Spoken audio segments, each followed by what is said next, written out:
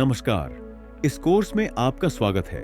यह प्रशिक्षण environmental impact assessment EIA notification 2006 और उसकी इम्प्लीमेंटेशन प्रक्रिया पर केंद्रित है।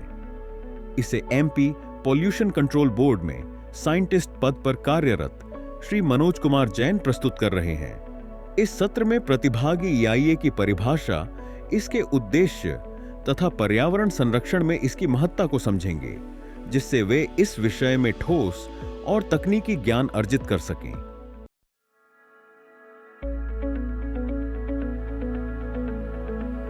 इस पाठ्यक्रम को देखने के बाद आप पर्यावरणीय प्रभाव आकलन EIA की मूल अवधारणा और भारत में इसके विकास को समझ पाएंगे।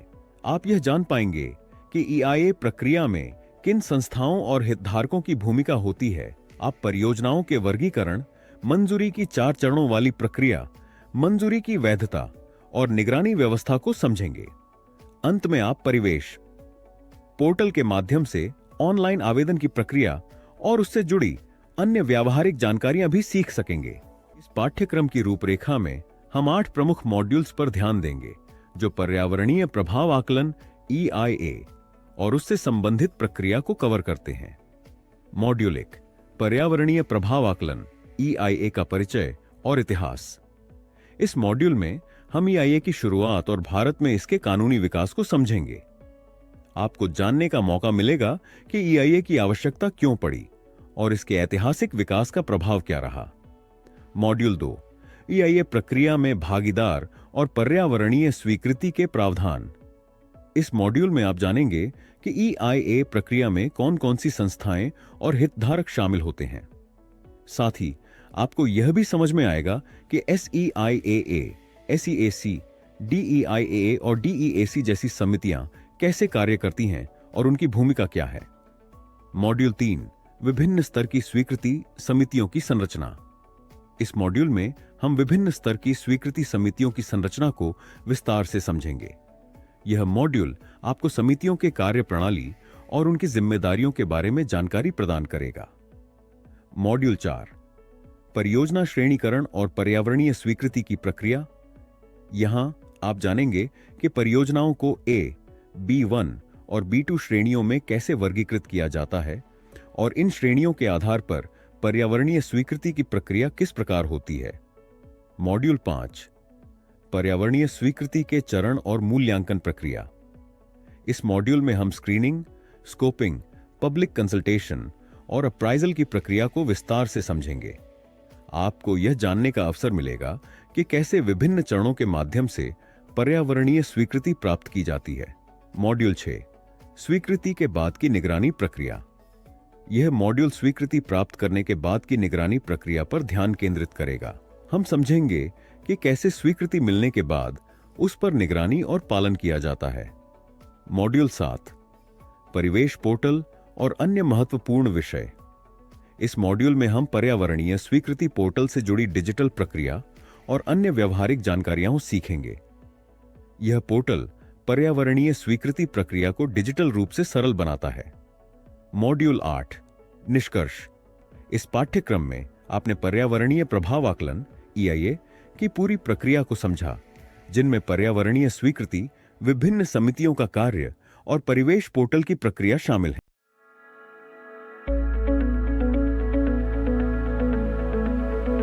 लगभग 45 वर्ष पहले पर्यावरणीय प्रभाव से संबंधित कोई स्पष्ट रूल्स, रेगुलेशंस या लेजिस्लेशन उपलब्ध नहीं थे। उस समय department of science and technology ने यह महसूस किया कि विशेषकर रिवर वैली प्रोजेक्ट्स में पर्यावरण दृष्टि से गंभीर दुष्प्रभाव उत्पन्न होते हैं। ऐसी स्थिति में आवश्यक था कि इन परियोजनाओं के लिए कुछ नियम और प्रक्रियाएं तय की जाएं, ताकि इनके प्रभावों से उचित तरीके से निपटा जा सके। सन 1994 में इस दिशा में एक महत्वपूर्ण कदम उठाया गया। सेंट्रल गवर्नमेंट ने एनवायरमेंटल क्लियरेंस की व्यवस्था लागू की। 27 जनवरी 1994 को ministry of environment and forest ने 1986 के अंतर्गत एक नोटिफिकेशन जारी किया। इसके तहत यह अनिवार्य किया गया कि कोई भी नया प्रोजेक्ट, विशेषकर माइनिंग से संबंधित या बड़े पैमाने के प्रोजेक्ट्स शुरू करने से पहले एनवायरमेंटल क्लियरेंस लेना आवश्यक होगा। भारत में यह प्रक्रिया सुव्यवस्थित रूप से 14 सितंबर 2006 को लागू हुई।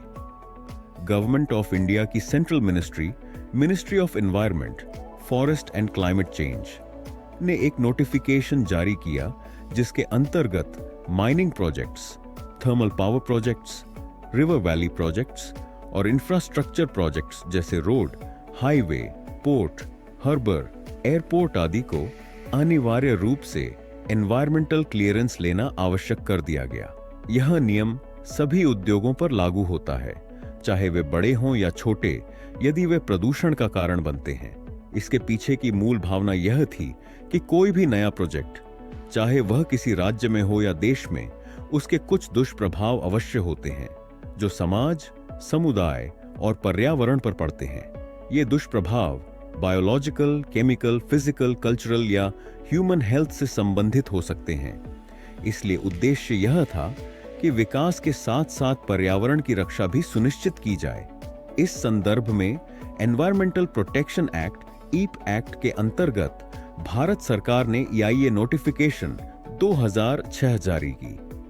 United Nations environmental programme UNEP ने EIA को परिभाषित करते हुए कहा है कि इसका उद्देश्य है किसी भी प्रोजेक्ट के एनवायरमेंटल, सोशल और इकोनॉमिक इंपैक्ट्स की पहचान करना, वह भी डिसीजन मेकिंग से पहले। EIA का मुख्य उद्देश्य यह है कि किसी भी प्रोजेक्ट को लागू करने से पहले उसके संभावित पर्यावरणीय नुकसान, सामाजिक और आर्थिक प्रभावों का आकलन किया जा सके। इससे डिसीजन मेकिंग एजेंसीज को बेहतर योजना बनाने में मदद मिलती है।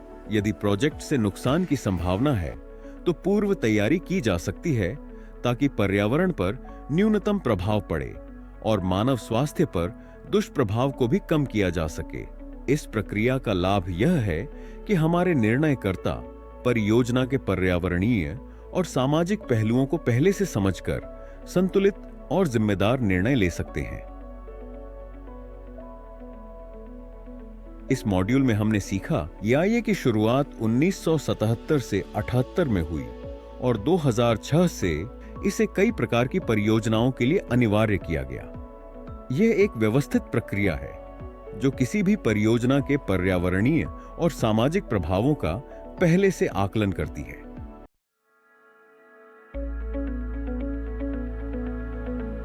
इस मॉड्यूल में प्रतिभागी यह जानेंगे कि एनवायरमेंटल इंपैक्ट असेसमेंट EIA प्रक्रिया में किन किन स्टेक होल्डर्स की भूमिका होती है और पर्यावरणीय स्वीकृति के अंतर्गत क्या प्रावधान निर्धारित किए गए हैं।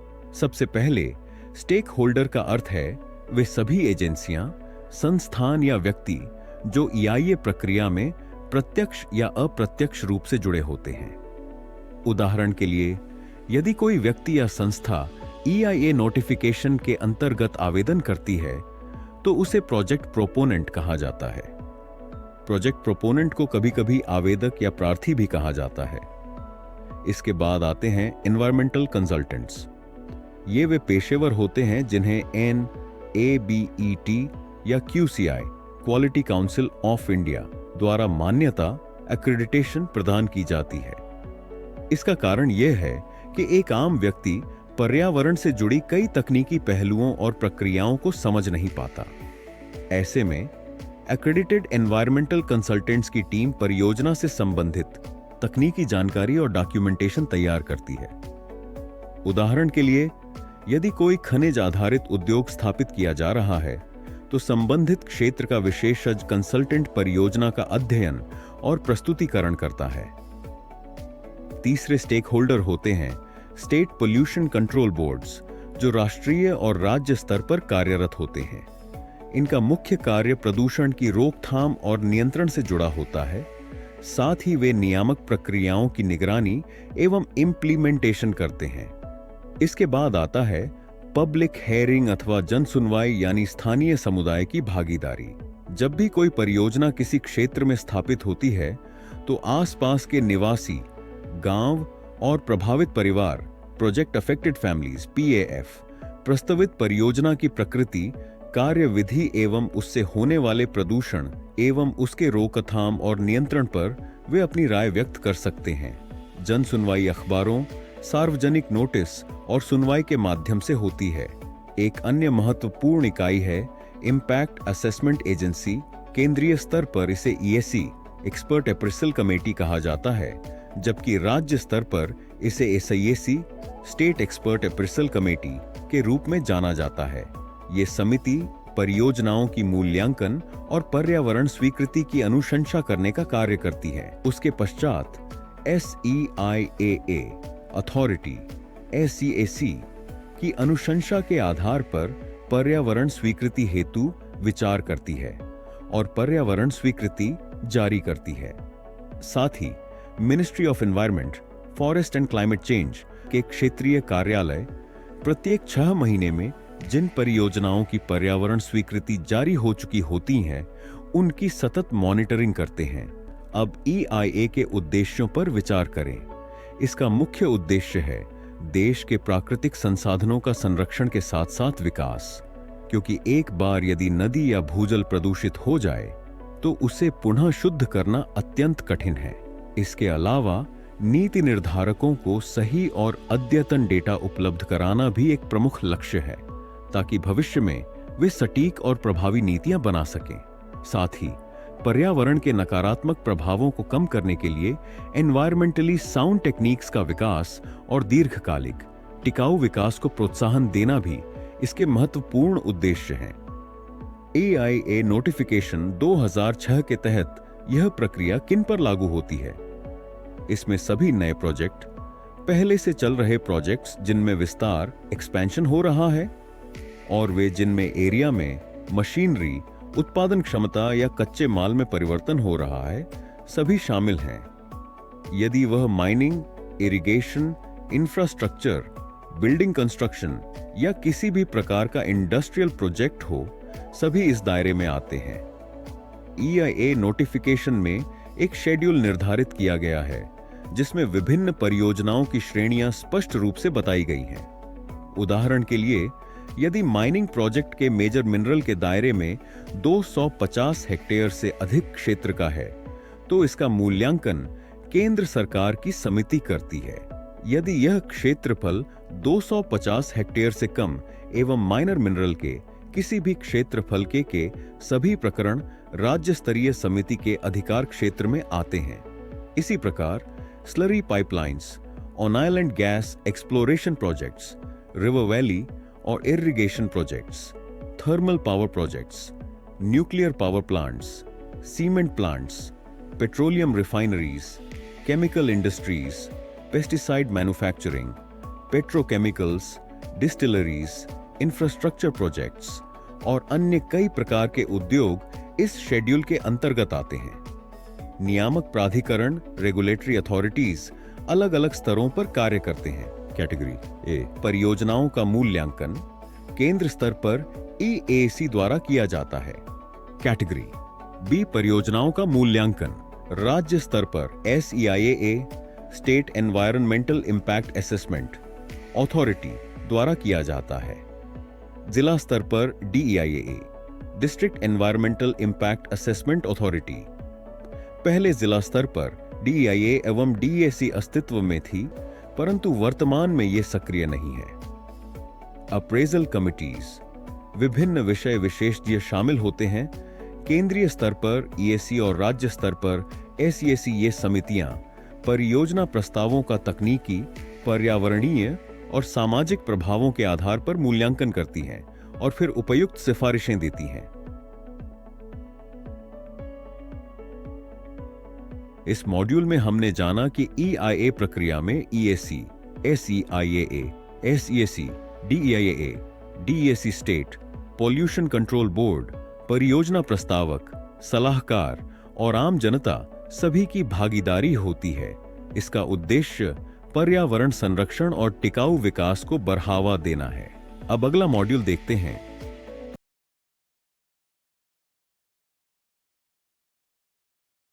जो SEIA होती है, उसमें चेयरमैन, मेंबर सेक्रेटरी और एक एक्सपर्ट मेंबर शामिल होते हैं। ये अथॉरिटी 3 सदस्यों की होती है। सीआईए का मुख्य कार्य राज्य सीएसी समिति से प्रकरणों में प्राप्त पर्यावरण स्वीकृति की अनुशंसा पर बैठक में समीक्षा कर पर्यावरण स्वीकृति जारी करना, पर्यावरण से जुड़े हुए संवेदनशील मुद्दे पर पॉलिसी मैटर बनाना आदि। इसके बाद आती है राज्य SEAC state expert appraisal committee. यह समिति भी राज्य स्तर पर कार्य करती है, लेकिन इसमें परियोजनाओं का तकनीकी मूल्यांकन करने के लिए कई सदस्य शामिल होते हैं। SEAC में चेयरमैन, जो आमतौर पर एडमिनिस्ट्रेटिव पॉलिसी या मैनेजमेंट एक्सपर्ट होते हैं, और कई एक्सपर्ट मेंबर्स होते हैं। ये एक्सपर्ट मेंबर्स अलग अलग क्षेत्रों के विशेषज्ञ होते हैं, जैसे environment quality expert, sectoral expert, project management expert, environmental impact assessment process expert, mining, risk assessment expert, life science expert, flora और फौना विशेषज्ञ और एनवायरमेंटल इकोनॉमिक्स एक्सपर्ट। इस तरह की विविध विशेषज्ञता यह सुनिश्चित करती है कि परियोजनाओं का मूल्यांकन बहुआयामी दृष्टिकोण से हो। किसी भी प्रस्तावित परियोजना को उसके क्षेत्र और प्रकृति के अनुसार विशेषज्ञों को सौंपा जाता है। उदाहरण के लिए, यदि परियोजना माइनिंग से संबंधित है तो सब्जेक्ट एक्सपर्ट और एनवायरमेंटल क्वालिटी एक्सपर्ट इसकी समीक्षा में प्रमुख भूमिका निभाएंगे। केंद्रीय स्तर पर EAC एक्सपर्ट अप्रेजल कमेटी कार्य करती है, जिसकी संरचना SEAC जैसी ही होती है। इसमें भी चेयरमैन, मेंबर सेक्रेटरी और कई एक्सपर्ट मेंबर्स शामिल होते हैं। अंतर केवल इतना है कि EAC बड़े पैमाने और राष्ट्रीय महत्व की परियोजनाओं का मूल्यांकन करती है। इसमें भी वही विभिन्न क्षेत्रों की विशेषज्ञता शामिल होती है, ताकि परियोजना का संपूर्ण मूल्यांकन किया जा सके। इन समितियों का उद्देश्य यह सुनिश्चित करना है कि किसी भी परियोजना की स्वीकृति का निर्णय केवल एक दृष्टिकोण से नहीं, बल्कि तकनीकी, पर्यावरणीय, सामाजिक और आर्थिक सभी पहलुओं को ध्यान में रखकर लिया जाए। यही वजह है कि इनकी संरचना में विभिन्न क्षेत्रों के विशेषज्ञ शामिल होते हैं, जिससे निर्णय प्रक्रिया अधिक संतुलित और वैज्ञानिक बनती है। इस मॉड्यूल में हमने सीखा कि राज्य स्तर की SEAA और SEAC तथा केंद्रीय स्तर की EAC किस प्रकार कार्य करती हैं, इनमें कौन कौन से पद और विशेषज्ञ शामिल होते हैं, और ये समितियां परियोजना मूल्यांकन और स्वीकृति प्रक्रिया में कैसे योगदान देती हैं।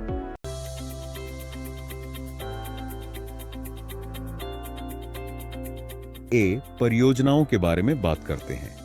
कैटेगरी A प्रोजेक्ट वे होते हैं जिनमें प्रदूषण का स्तर बहुत अधिक होता है या जिनका क्षेत्रफल एवं इम्पैक्ट एरिया बड़ा होता है। ऐसे प्रोजेक्ट का निर्धारण और मूल्यांकन दिल्ली स्थित एक्सपर्ट अप्रेजल कमेटी EAC करती है और ministry of environment, forest and climate change उनकी एनवायरमेंटल क्लियरेंस जारी करती है। अब मैं आप सबका अधिक ध्यान स्टेट लेवल पर केंद्रित करूंगा, क्योंकि हमारा कार्य क्षेत्र मुख्य रूप से राज्य स्तर का है। राज्य स्तर पर एक प्राधिकरण कार्य करता है जिसे SAIAA कहा जाता है, जिसका पूर्ण रूप है state environmental impact assessment authority. इसके साथ ही एक तकनीकी समिति कार्यरत होती है जिसे SEAC state expert appraisal committee कहा जाता है। स्टेट लेवल परियोजनाओं के लिए प्रक्रिया इस प्रकार है। सबसे पहले किसी भी नए प्रोजेक्ट का कैटेगरी क्लासिफिकेशन किया जाता है, जो प्रोजेक्ट के प्रकार, क्षेत्रफल और संभावित प्रदूषण स्तर पर आधारित होता है। यदि प्रोजेक्ट कैटेगरी A में आता है तो यह केंद्रीय स्तर पर जाता है, और यदि कैटेगरी B में आता है तो यह राज्य स्तर पर मूल्यांकित होता है। यदि प्रोजेक्ट की कैटेगरी भी 1 है तो एक फ्लो चार्ट में यह प्रक्रिया इस प्रकार दिखाई जाती है। प्रोजेक्ट का कैटेगरी तय होने के बाद टर्म्स ऑफ रेफरेंस TOR जारी किया जाता है। TOR मिलने के बाद बेसलाइन डेटा कलेक्शन और EIA रिपोर्ट तैयार की जाती है। इसके पश्चात पब्लिक कंसल्टेशन किया जाता है, जिसमें पब्लिक हियरिंग शामिल होती है। इस चरण में प्रभावित समुदाय और अन्य स्टेक होल्डर्स से प्रतिक्रिया प्राप्त की जाती है। पब्लिक कंसल्टेशन से मिली टिप्पणियों को EIA रिपोर्ट में शामिल कर SEAC को प्रस्तुत किया जाता है। SEAC इस रिपोर्ट का मूल्यांकन करती है और अपनी अनुशंसा SEIAA को देती है। SEIAA इस अनुशंसा के आधार पर एनवायरमेंटल क्लियरेंस जारी करती है या अस्वीकृत करती है। इस पूरी प्रक्रिया में यह सुनिश्चित किया जाता है कि परियोजना का निर्णय पर्यावरणीय, सामाजिक और तकनीकी सभी पहलुओं को ध्यान में रखकर लिया जाए। इस मॉड्यूल में हमने सीखा कि परियोजनाओं का श्रेणीकरण कैसे किया जाता है, कैटेगरी ए और कैटेगरी बी के बीच अंतर क्या है, और राज्य तथा केंद्र स्तर पर एनवायरमेंटल क्लियरेंस की प्रक्रिया कैसे संचालित होती है।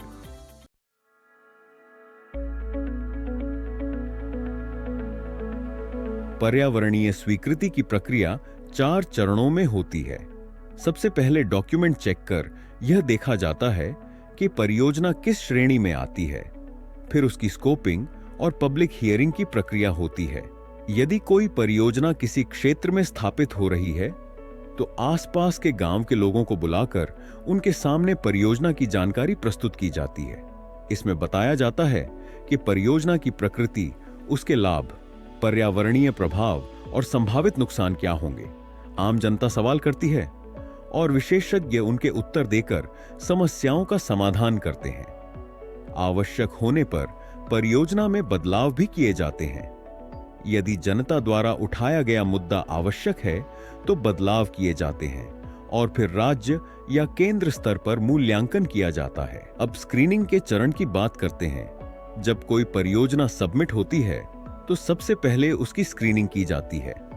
राज्य स्तर पर यह कार्य SEAC द्वारा किया जाता है। परियोजना सबसे पहले state expert appraisal committee ACAC के पास जाती है।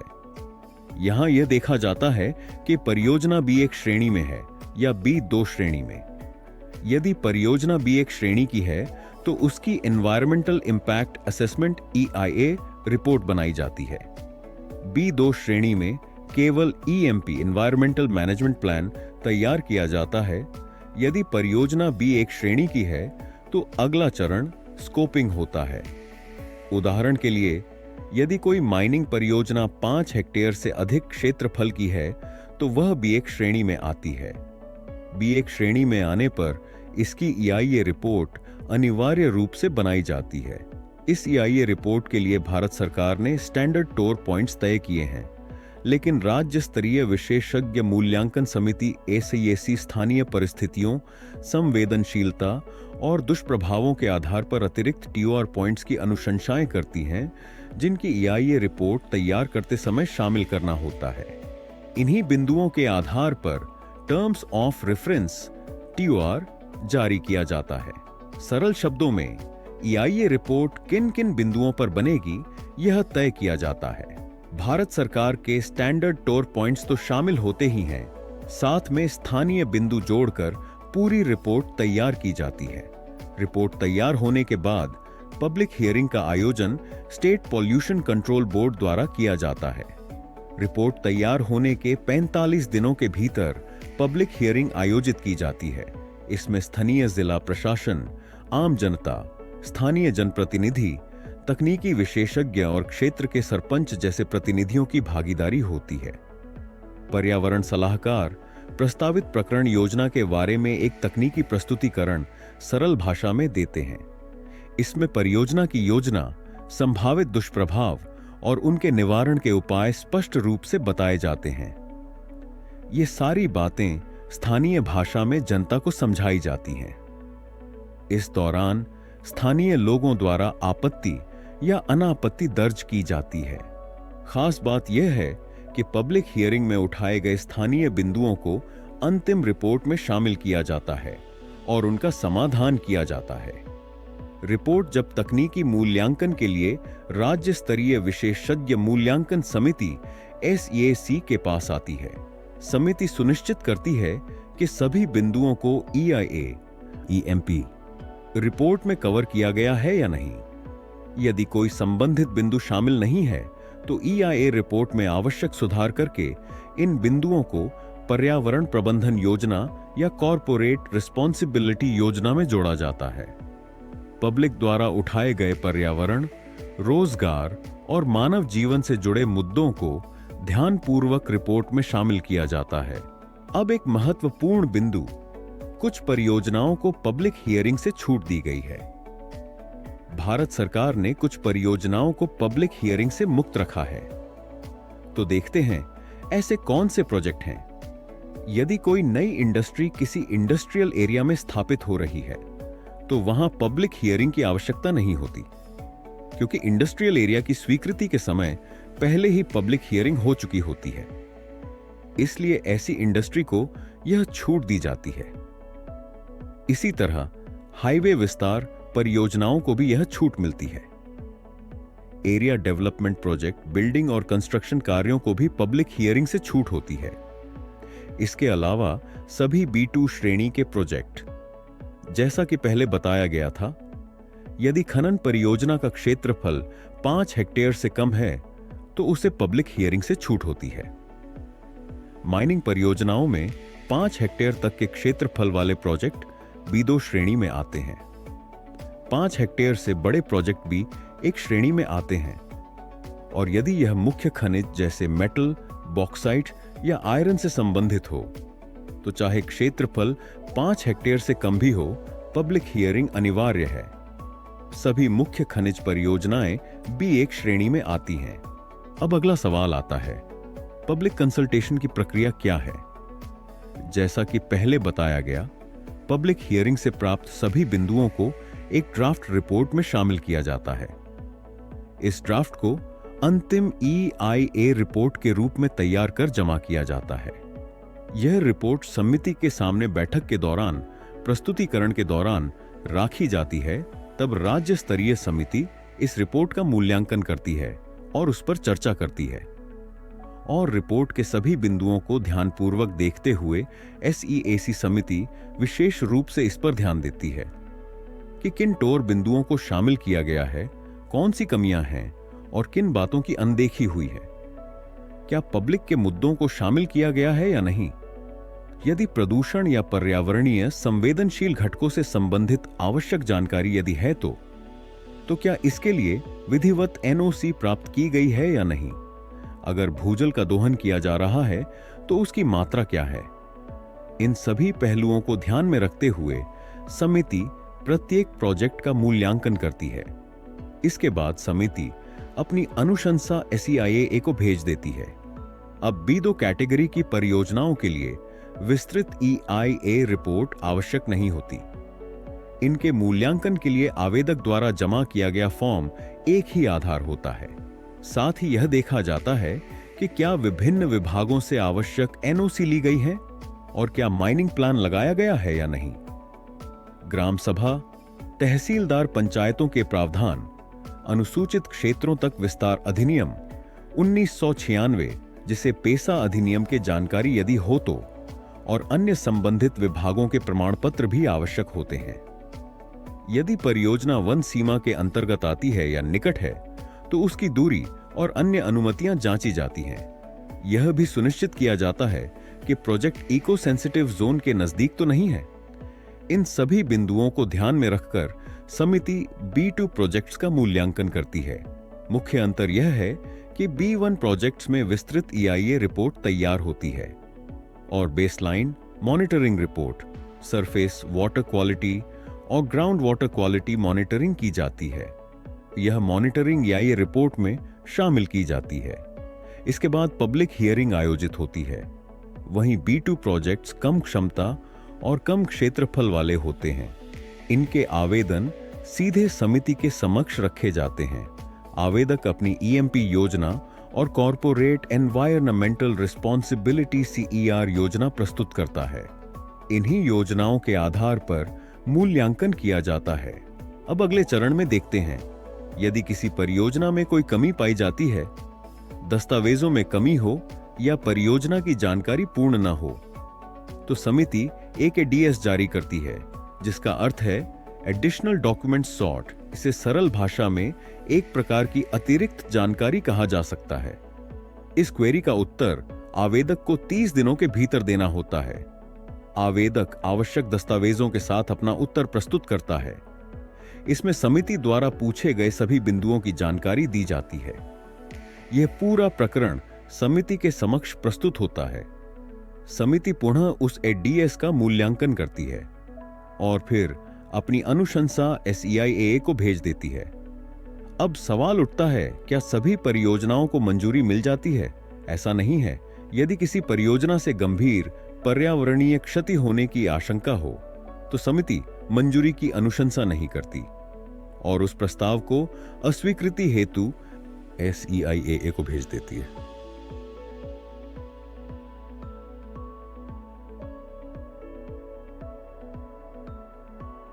इस मॉड्यूल में हमने जाना कि पर्यावरणीय मंजूरी की प्रक्रिया 4 चरणों में पूरी होती है।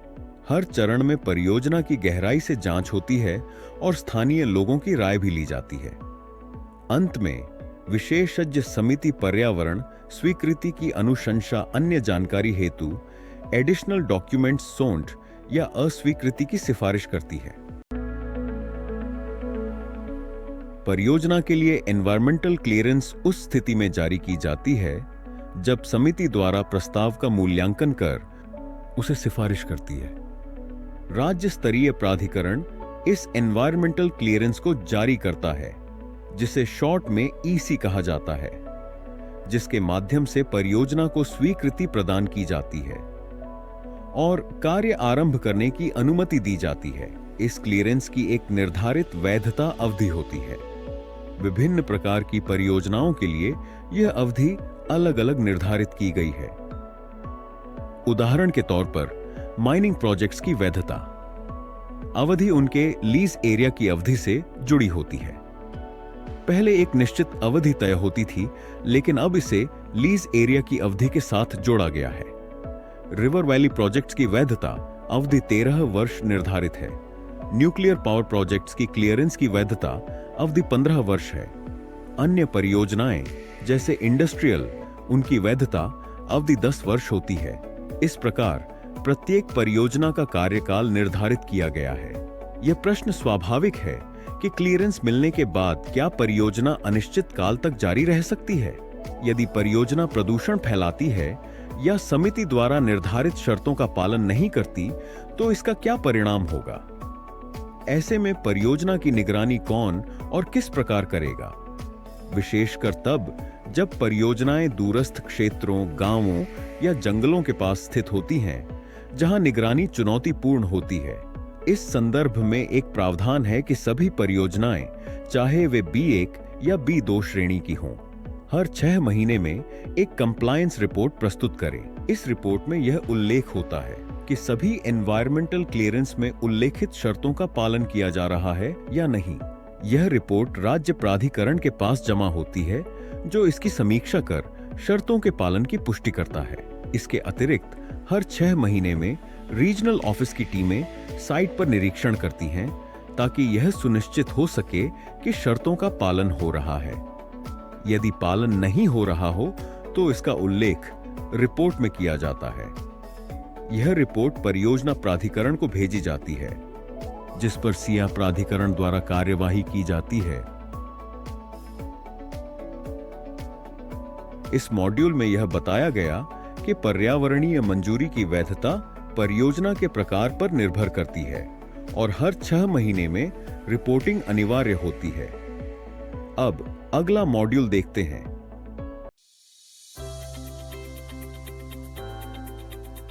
साथियों, मैं आपको बताना चाहता हूं कि पर्यावरण स्वीकृति प्रक्रिया को सरल, त्वरित और पारदर्शी करने के उद्देश्य से पर्यावरण और वन मंत्रालय द्वारा एक पोर्टल लॉन्च किया है, परिवेश। परिवेश पोर्टल के माध्यम से प्रोजेक्ट से जुड़े आवेदक अब अपना आवेदन ऑनलाइन ही दर्ज कर सकते हैं। यदि किसी आवेदक को पर्यावरण स्वीकृति चाहिए, तो अब उसे ऑफलाइन आवेदन की आवश्यकता नहीं है। उसे अपने सभी डॉक्यूमेंट्स ऑनलाइन ही जमा करने होंगे और आवेदन भी ऑनलाइन ही करना होगा।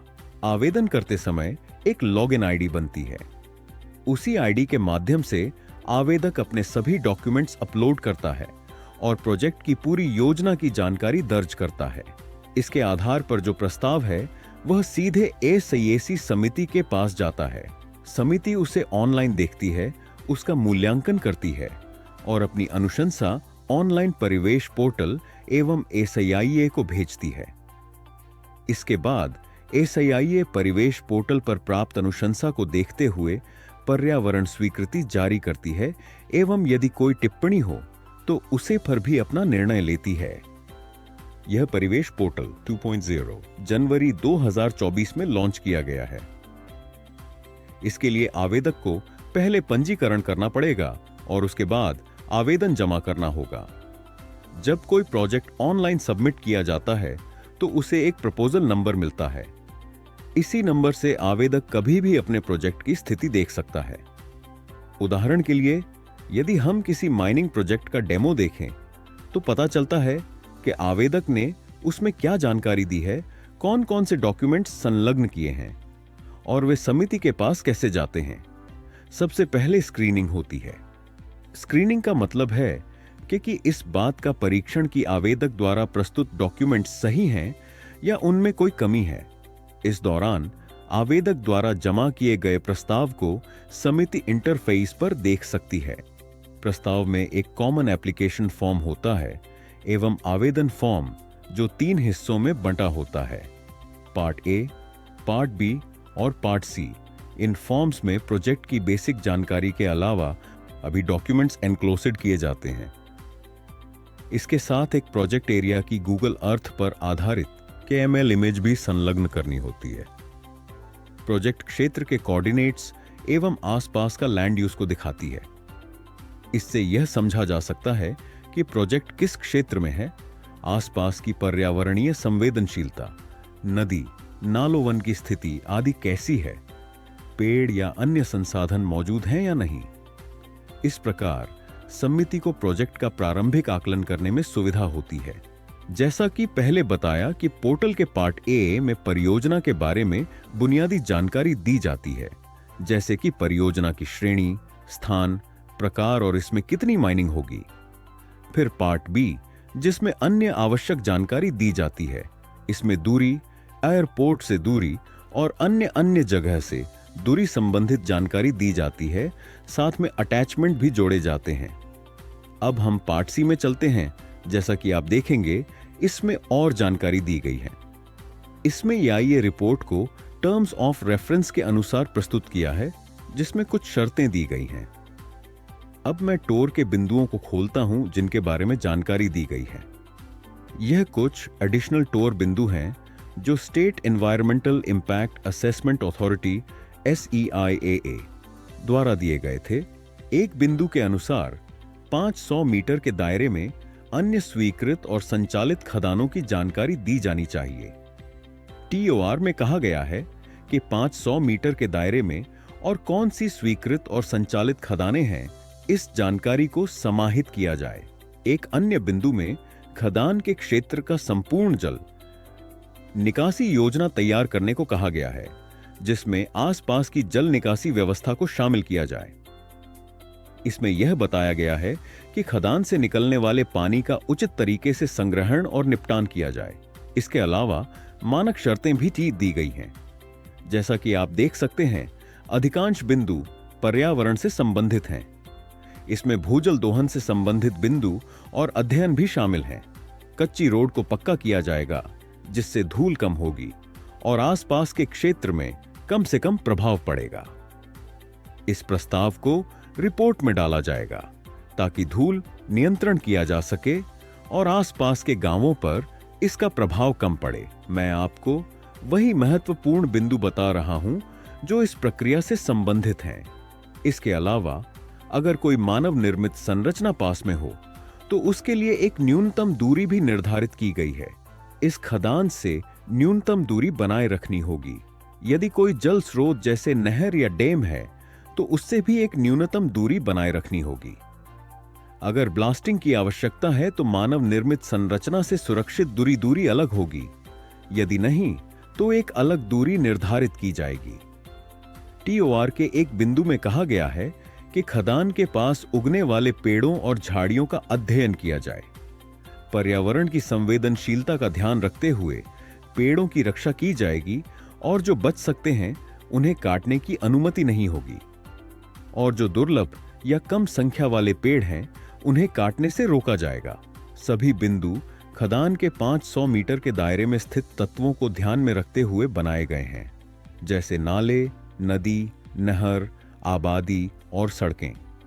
इसका मतलब है कि जहां भी संवेदनशील घटक हो वहां एक निश्चित दूरी रखनी होगी। अगर आपका प्रोजेक्ट गांव के किसी निर्धारित क्षेत्र में है तो ग्राम पंचायत से अनुमति प्राप्त करना अनिवार्य है। यह सभी बिंदु अनिवार्य हैं और इस प्रक्रिया में ध्यान दिया जाता है। मैं आपको बता रहा हूं कि कैसे समिति अपने TOR पॉइंट्स देती है, और इसमें ADDTOR विशेष बिंदु भी शामिल होते हैं। समिति स्थानीय बिंदुओं को भी ध्यान में रखते हुए कुछ नए बिंदु जोड़ती है। मैं आपको एक प्रस्तुति दिखाऊंगा जिसमें आप देख सकते हैं कि रिपोर्ट में इन बिंदुओं को कैसे समावेश किया गया है। B1 और B2 परियोजनाएं होती हैं और कंसल्टेंट इसे प्रस्तुत कर सकते हैं। ये कंसल्टेंट यह भी बताते हैं कि उनका NABET या QCI के साथ पंजीकरण है और वे इस क्षेत्र में मान्यता प्राप्त हैं। वे खनन के बारे में अपनी टीम और अन्य जानकारी प्रदान करते हैं।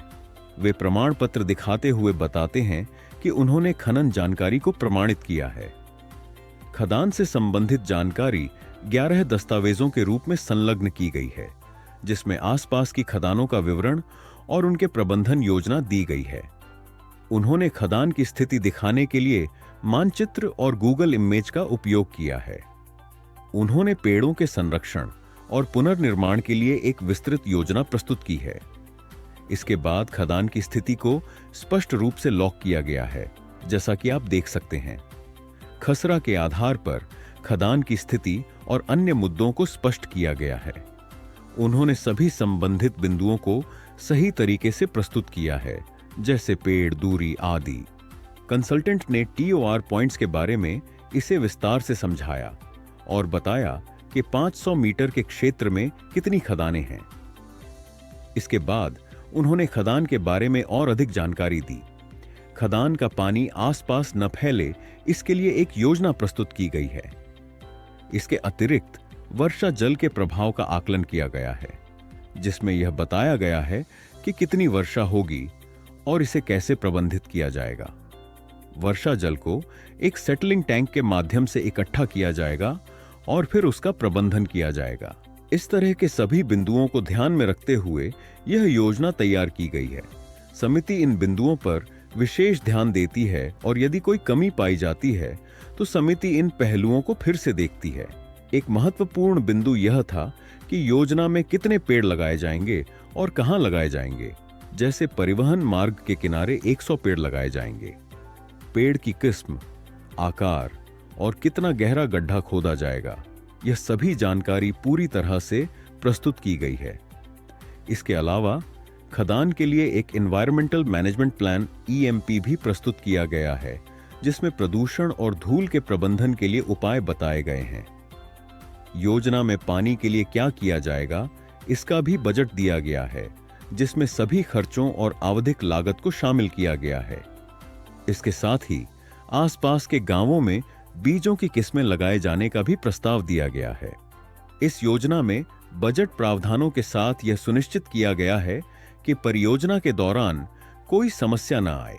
साथ ही यह सुनिश्चित किया गया है कि स्थानीय गांवों में आवश्यक सामाजिक और आर्थिक CER गतिविधियां की जाएं, जैसे स्कूलों और आंगनवाड़ी के लिए प्रावधान। इसके बाद जन सुनवाई, पब्लिक हियरिंग की प्रक्रिया पर चर्चा की गई, जिसमें यह बताया गया कि पब्लिक हियरिंग कब आयोजित की गई थी। इसके माध्यम से स्थानीय लोगों ने पब्लिक हियरिंग में भाग लिया था और अपने विचार प्रस्तुत किए थे। पब्लिक हियरिंग के दौरान विभिन्न अधिकारी जैसे जिला कलेक्टर, SDM और प्रदूषण नियंत्रण बोर्ड के अधिकारी उपस्थित रहते हैं। पब्लिक हियरिंग में जनता द्वारा उठाए गए मुद्दों को रिकॉर्ड किया जाता है और अगर कोई समस्या उठती है तो उसे समाधान किया जाता है। एक उदाहरण दिया गया कि यदि कोई व्यक्ति बताता है कि उसके घर का निर्माण रुक रहा है तो उसे संबोधित किया जाएगा। इसमें एक और महत्वपूर्ण बात जोड़ी गई है, वह है सामाजिक और आर्थिक CSR प्रावधान। अगर स्थानीय लोगों की किसी आवश्यकता के बारे में सुझाव आता है तो एक राशि निर्धारित की जाती है जो कुछ वर्षों तक उनके लिए उपलब्ध रहती है। उदाहरण स्वरूप, स्कूलों और जैविक खाद निर्माण के लिए राशि का प्रावधान किया जाता है। इसके अलावा अन्य तकनीकी अध्ययन जैसे ग्राउंड वाइब्रेशन स्टडी और हाइड्रोजियोलॉजिकल स्टडी की जानकारी भी दी गई। अगर खदान में ब्लास्टिंग होनी है तो उस पर एक विश्लेषण किया जाता है।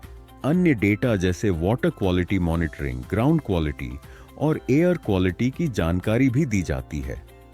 सभी डेटा को एकत्रित कर रिपोर्ट तैयार की जाती है। रिपोर्ट में खनिज क्षेत्र, उनकी स्थिति और उनका असर समझाया गया है।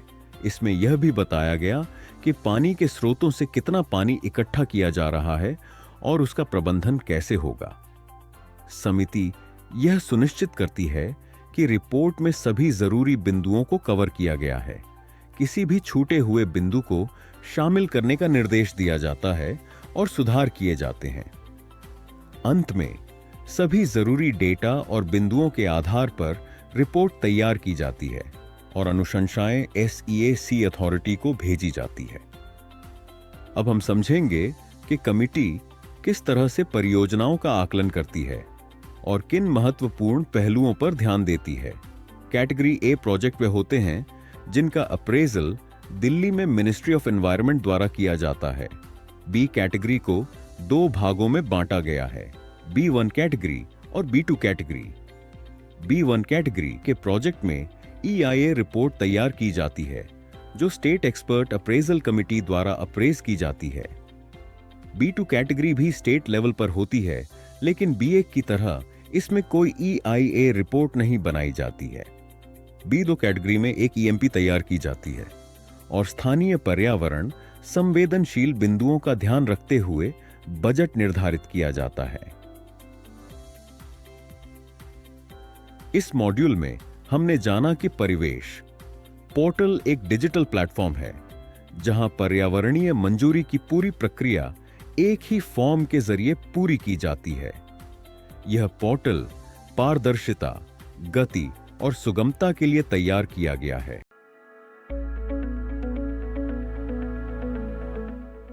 इस भाग में EIA नोटिफिकेशन 2006 का संक्षिप्त विवरण प्रस्तुत किया गया है, जिसमें समय समय पर हुए संशोधनों को भी शामिल किया गया है। इस नोटिफिकेशन के अंतर्गत मुख्यतः राज्य स्तर पर होने वाले B श्रेणी परियोजनाओं का मूल्यांकन किया जाता है। B श्रेणी को आगे B1 और B2 परियोजनाओं में विभाजित किया जाता है। B1 प्रोजेक्ट्स के लिए एनवायरमेंटल इंपैक्ट असेसमेंट रिपोर्ट तैयार की जाती है। B2 प्रोजेक्ट्स का मूल्यांकन केवल एनवायरमेंटल मैनेजमेंट प्लान EMP के आधार पर किया जाता है। इस पूरी प्रक्रिया का उद्देश्य है कि विकास कार्यों के साथ साथ पर्यावरण संरक्षण पर भी समान ध्यान दिया जाए। मूल्यांकन के दौरान कमेटी यह सुनिश्चित करती है कि परियोजना से पर्यावरण को कोई क्षति न पहुंचे। यदि किसी प्रकार की क्षति की संभावना हो तो उसके प्रभाव को न्यूनतम करने के उपाय किए जाएं। प्रक्रिया के ऑनलाइन होने से अब आवेदनकर्ता को ACI, AA, ACAC कार्यालय आने की जरूरत नहीं पड़ती है। आवेदक अपने ऑनलाइन पोर्टल के माध्यम से आवेदन और आवश्यक जानकारी प्रस्तुत कर सकते हैं। सुनवाई की तिथि एवं अन्य महत्वपूर्ण सूचनाएं SMS के माध्यम से आवेदकों को प्राप्त होती हैं। सुनवाई की प्रक्रिया ऑनलाइन या फिजिकल दोनों तरीकों से की जा सकती है। उद्देश्य यही है कि कम समय और कम परेशानी में मामलों का निपटारा हो सके। धन्यवाद।